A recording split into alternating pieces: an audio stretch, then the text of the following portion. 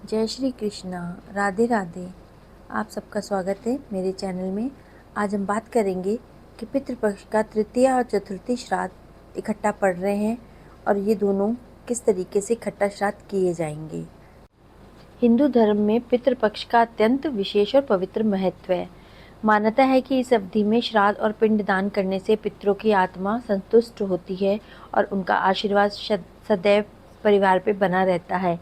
इस वर्ष पितृपक्ष में एक विशेष योग बन रहा है जिसमें 2 तिथियों के श्राद्ध एक ही दिन में संपन्न होंगे।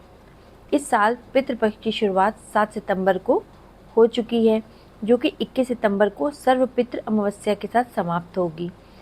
इस बार पितृपक्ष में बुधवार 10 सितंबर को 2 तिथियों का श्राद्ध एक साथ हो रहा है। इस दिन तृतीया और चतुर्थी का श्राद्ध एक ही दिन में पड़ रहा है। तृतीया का जो श्राद्ध है, उन सभी लोगों को श्राद्ध और पिंडदान किया जाता है जिनका देहांत किसी भी माह के कृष्ण पक्ष या फिर शुक्ल पक्ष की तृतीया तिथि को हुआ हो।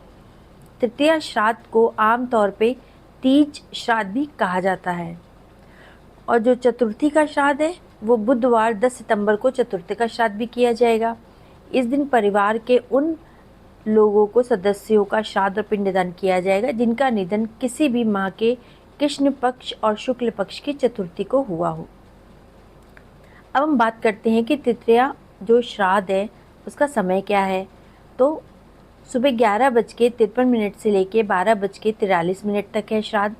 फिर दोपहर में 12:43 से 1:33 तक श्राद्ध कर सकते हैं आप। और एक श्राद्ध का टाइम है वो है 1:33 से शाम को 4:02 तक का। इस प्रकार से ये श्राद्ध आपको समय है श्राद्ध करने का। 2 तिथियों का श्राद्ध एक साथ कैसे करें, ये समस्या आप सबके सामने आ रही है, तो अब हम इस बारे में बात करेंगे। श्राद्ध के दिन सुबह आप स्नान करने के बाद स्वच्छ और हल्के रंग के वस्त्र धारण करिए। आपको इस दिन सफ़ेद रंग का वस्त्र धारण करना अत्यंत उत्तम है। आपको काले या नीले रंग के वस्त्र नहीं पहनने हैं। इसके बाद पूजा स्थल को आप गंगा जल से शुद्ध करके दक्षिण दिशा की ओर मुँह करके आसन ग्रहण करिए। श्राद्ध विधि के दौरान दोनों तिथियों का संकल्प अलग अलग होना चाहिए। श्राद्ध के समय पितरों का नाम और गोत्र जरूर बोलें।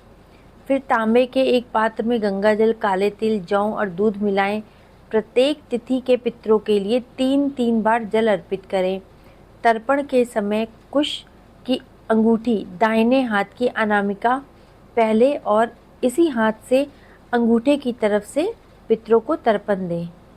श्राद्ध के बाद गरीब ब्राह्मण को भोजन कराएं। सामर्थ्य के अनुसार दान दक्षिणा दें और प्रसाद को गरीबों में भी बांटें।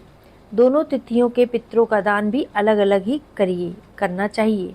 तो इस प्रकार से हम जो तृतीया तिथि और चतुर्थी तिथि पड़ रही है, जो श्राद्ध पड़ रहा है, दोनों इकट्ठे पड़ रहे हैं, उनको हमें इस तरीके से करना है। तो ये आपका पूर्ण फलदायी होंगे और आपके पितर प्रसन्न होंगे।